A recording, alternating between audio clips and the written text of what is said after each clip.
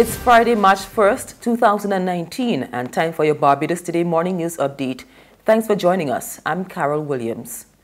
Tread carefully. The opposition is issuing this caution as Barbados mulls the introduction of medical marijuana. While government has given no indication it intends to go that route, opposition spokesman on health and wellness Paul Gibson says there is evidence to support the use of marijuana to treat certain illnesses. If medical cannabis is coming to Barbados, we have medical doctors must be trained on the use of the product. We want to be very clear that pharmacists who are accustomed dealing with pethidine, morphine, diazepam, sleeping pills, and so on, we are trained for 5.5 years. Pharmacists are trained for 5.5 years or more in this space, and it seems like a normal, natural space in which to have these dispensed to patients. We are currently dispensing Schedule 1 drugs. We are custom dispensing Schedule 1 drugs, and that is where it should remain. No consideration should be given at all of giving it to persons that are non-medical, in a non-medical space, doctors and pharmacists in that space. And that way, this horse will not bolt out of the stable and cause concern and abuse.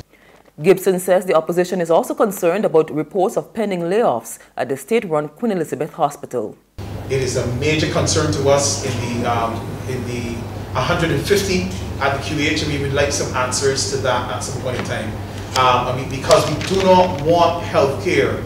We do not want healthcare to be compromised, and we want that to be significantly and deeply examined.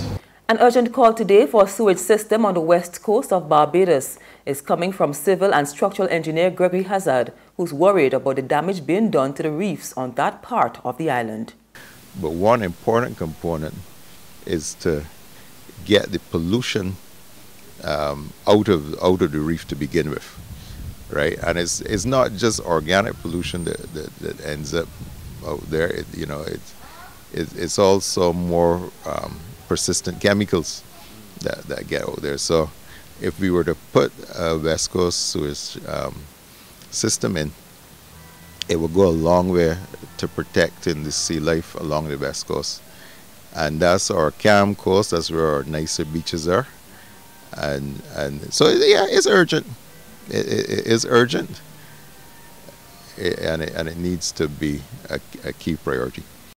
The gender gap has closed. An equal number of females and males are now involved in science and technology at the Keeville campus of the University of the West Indies. But there is a new concern. Dean of the Faculty of Science and Technology, Dr. Colin Depredin, says males are still shying away from chemistry and biology. Within our faculty, we have seen a shift in the balance, so to speak, or in numbers. Whereas before it used to be a dominant 60-something% male and 30-something to 40% female, we now have achieved over the last couple of years 50%, 50% male, 50% female. Where we have the problem is that the majority of females in biology and chemistry, 70-something% of them, and a similar number is of males are in the computer science, maths, and physics, electronics, the department that deals with that. So there's still the stigma that while we've sort of overcome the stigma of women in science, we still have the stigma of women in the more technical areas and males in what many males see as the girlish areas, biology and chemistry. So we're now trying to work on that part. The Faculty of Science and Technology yesterday staged Nerd Day, which aims to break the stigma associated with nerds. The curtains came down yesterday on celebrations of African Awareness Month at primary and secondary schools across the island. As we close off the local segment, we take a look at one of those schools, the George Lamming Primary.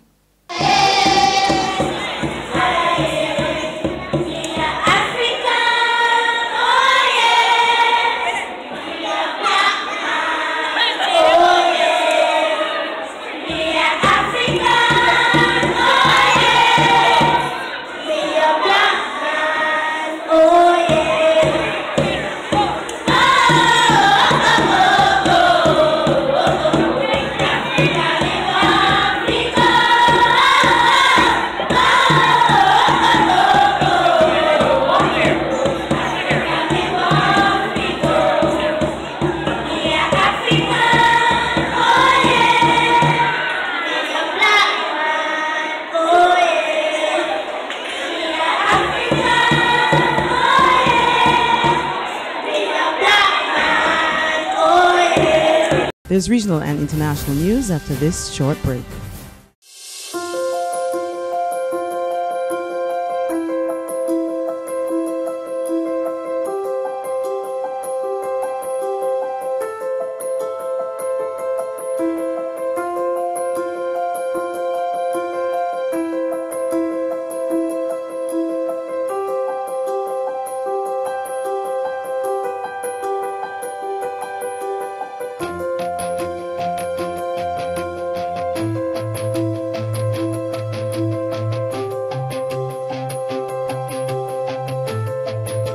Barbados Today, news you can trust.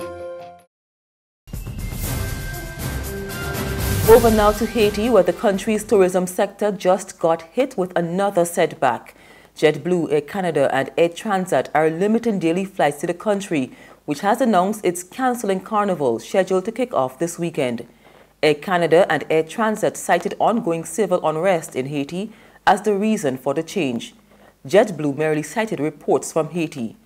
Violent protests in the country that started in early February have largely subsided, but Canada, France and the U.S. State Department still have do not travel warnings in place.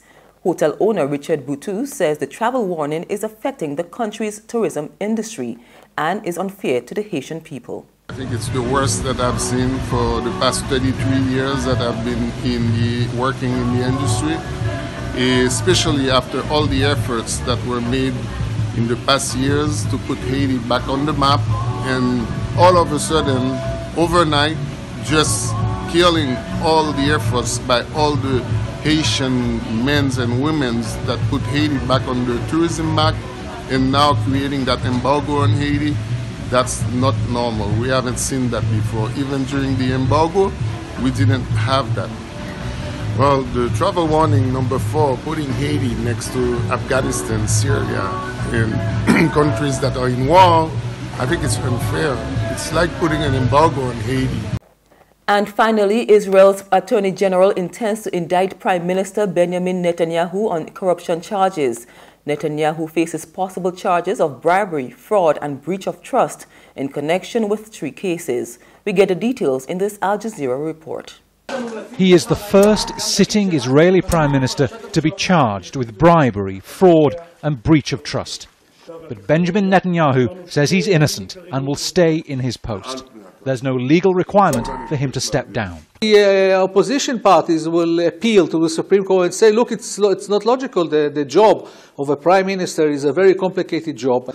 Because there are sensitive security issues and sensitive economic issues, he cannot allow himself spend days in the court.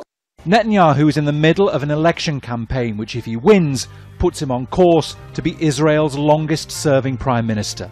There is nothing and there will be nothing, he's told supporters. But investigators say Netanyahu made decisions to benefit a friend who's the main shareholder in Israel's biggest internet infrastructure provider. In return, he'd get positive coverage from this friend's popular news website. And that's news, but for the very latest, visit our website at www.barbadostoday.bb. You can also subscribe to our e-paper email updates or like us on Facebook and sign up for our breaking news alerts via WhatsApp. We're also on Izumi Media in bus terminals, as well as screenplay at supermarkets and gas stations near you. You can also hear us on Mix 96.9 FM and Capital Media HD 99.3 FM. I'm Carol Williams. Have a good day.